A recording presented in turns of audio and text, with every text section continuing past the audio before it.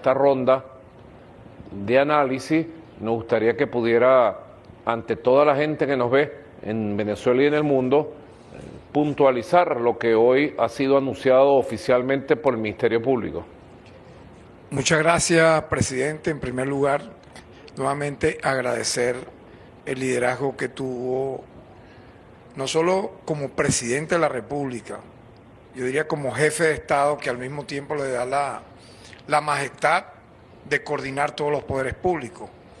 Y aquí demostramos el principio de cooperación entre poderes públicos, porque no hubo un día en que su persona y nosotros en el Ministerio Público tratásemos este tema como un asunto de Estado. Recuerdo muchas acciones que hicimos de manera conjunta, entre otras, es bueno recordarlo, la comunicación que dirigimos a la Corte Suprema de Justicia de El Salvador, a la Fiscalía General de El Salvador, que sorprendentemente para algunos presidentes, para mí no, 80 días después de nosotros enviarles las comunicaciones respectivas, ellos respondieron simplemente validando el secuestro, la desaparición, las torturas que estaban sufriendo nuestros compatriotas migrantes. Eso como primer hecho a resaltar, que no solamente es Bukele, yo diría, es todo el sistema de justicia salvadoreño que involucra a la Corte Suprema, a la Fiscalía, que se plegaron a la acción criminal de este sátrapa. Ahora, hay referentes, presidente, yo tengo que decirlo, referentes históricos. A mí me gusta mucho en las conferencias o clases magistrales que me toca dar, hablar de la historia universal de los derechos humanos. Esto va a pasar sin lugar a dudas, créame lo que le voy a decir, a clases magistrales de la historia universal de los derechos humanos en tiempo presente, en pleno siglo XXI. Porque ante grandes situaciones de violación de derechos humanos, siempre la humanidad ha respondido y la respuesta ha sido crear nuevos derechos que garanticen las libertades y el disfrute de la dignidad humana. Porque el gran derecho internacional del mundo surgió ¿cuándo? Después del nazismo, del fascismo, hace 80 años, con la fundación de la ONU. Y todo el sistema de derechos humanos que está ahora haciendo agua, casi colapsado, casi muerto, pero que lo vamos a rescatar. Ustedes verán, ese sistema que nosotros vemos hoy casi muerto, de Naciones Unidas, de la Corte Penal, de la Corte Internacional, de la Oficina del Alto Comisionado, lo vamos a rescatar.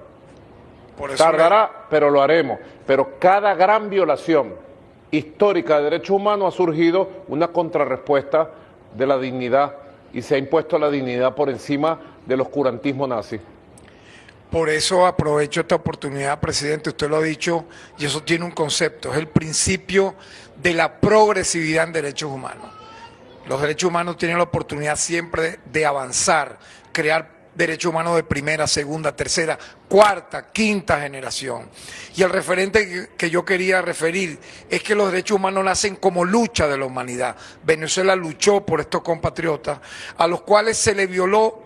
Si usted busca todos los tratados de derechos humanos, Pacto Internacional de Derechos Civiles y Políticos, Declaración Universal de los Derechos Humanos, Convención contra la Tortura, Tratos Crueles, Humanos y Degradantes, Convención contra las Desapariciones Forzadas, todas las que usted pueda imaginar, incluyendo el Estatuto de Roma, se violaron contra estos 252 compatriotas, y yo diría que pueden llegar a millares, porque si usted suma los familiares de cada uno de ellos, estamos hablando de miles de venezolanos. Y si usted suma la familia venezolana, millones de venezolanos nos vimos agredidos por esta afrenta. Ahora, ¿cuál es el referente inmediato? Se habla mucho de los campos de concentración de Hitler. Yo sí creo que los hubo, claro, está documentado. El ejército soviético liberó esos campos de concentración. Pero el caso único, Pérez Pirela, Madeleine, que son periodistas, Jorge, psiquiatra, Camila, defensora de derechos humanos, usted como presidente de la República, yo creo que este es el primer caso en tiempo real, en vivo y directo, transmitido por redes sociales, por plataformas digitales, por radio, prensa y televisión, donde una acción de secuestro, desaparición forzada, se grabó, se difundió y se hizo viral para decir una gran falsedad que ya cayó. ¿Cuál era la gran falsedad? Que un cantante, que un estilista, que un padre de familia, que un ser humano inocente que fue raptado de su lugar de trabajo, que venía caminando en una calle normalmente, en una plaza, fue secuestrado, eran del Tren de Aragua. O sea, créanme que aquí hay muchas derrotas. La narrativa del Tren de Aragua se cae a pedazos cuando dicen que estos 252 jóvenes eran del Tren de Aragua. Falso, mentira podrida, que lo revelan ahora los testimonios. Nosotros, presidente, hemos documentado 252 testimonios completos.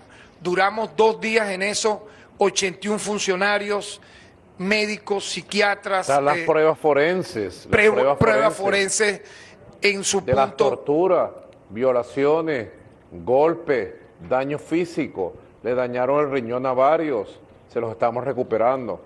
Le dañaron las piernas a varios, a otros los dejaron en situación difícil, pero a todos los vamos a recuperar en su salud, en su condición, que tengan su asistencia jurídica, que tenga su asistencia psicológica y muy pronto, después de que compartan con su familia, que inmediatamente empiecen sus labores con sus emprendimientos, su actividad económica y su nueva vida.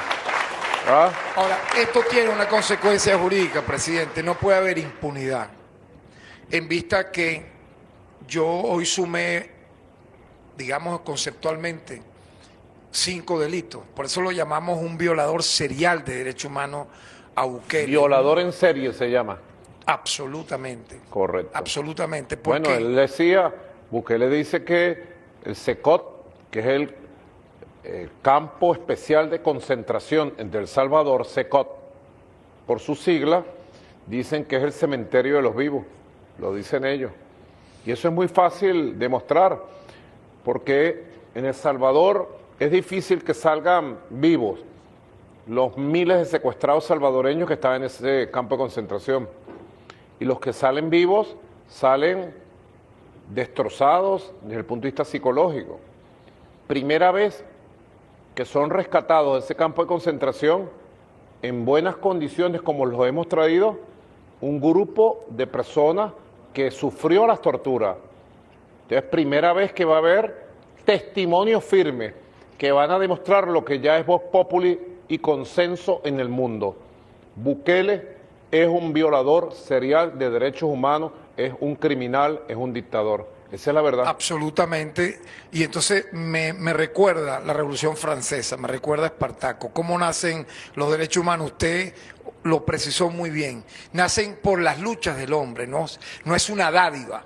Y de la mujer también, de los seres humanos. Del ser humano como ser humano, hombre y mujer. No es una dádiva de un imperio. No es una dádiva que te puede dar un medio de comunicación. Es la lucha del ser humano. La Revolución Francesa creó la Declaración de los Derechos del Hombre y del Ciudadano.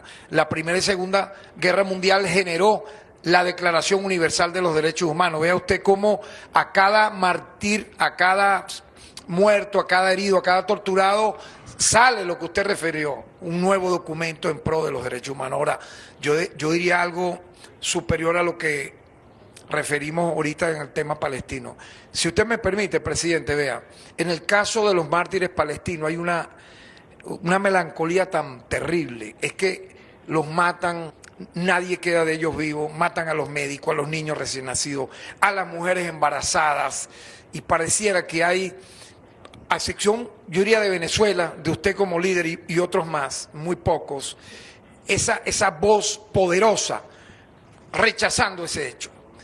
Y yo sé que va a ocurrir en Palestina, en el Medio Oriente, porque vea que ahorita están matando a los drusos en Siria, en el Líbano, los están exterminando. Limpieza étnica ahora por motivo religioso.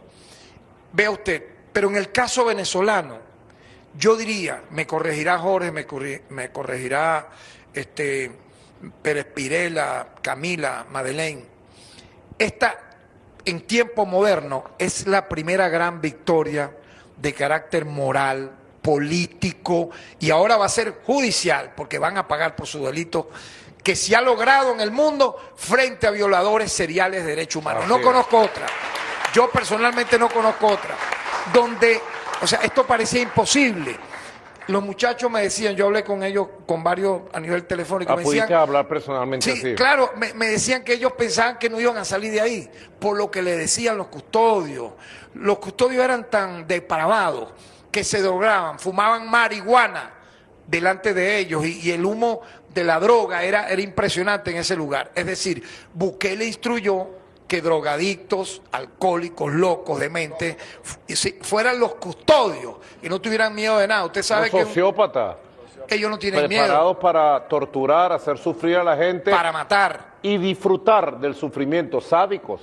Totalmente. Sádicos sociópatas. Sádicos, enfermos mentales, depravados sexuales que gozaban incluso verlos llorar, verlos sufrir. Las comidas todas eran contaminadas, presidente. El agua no era potable, era una agua rancia sacada tal vez de una tubería podrida. Quien pudiera medio acercarse a un barrote, ¿usted sabe lo que le hacían? No estoy diciendo que iban a salir de ningún lado, sino acercarse.